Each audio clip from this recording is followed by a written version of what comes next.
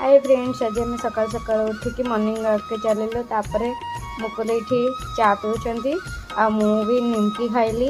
तापर आम जाइए फ्रुट्स किनिकी नहीं आसिलु।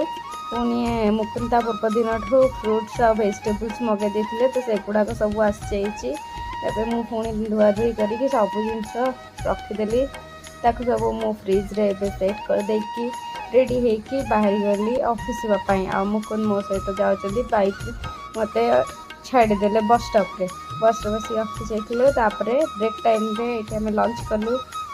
ऑफिस छुटेला आम पुणी घर को आसलु। बाटे आम आसला सी बहुत भोक होता तो आम गलु खावाई। देखला कि नाला भेज रे कि ओपन नाला तो आम भाविलु कि हाँ घर पाखे खाइबू। आसिकी आम ये गुपचुप खाइलु। गुपचुप खाई सारिकी मु गली भारी फूल आने फूल आनी सारिकी घर को पलि आसलु।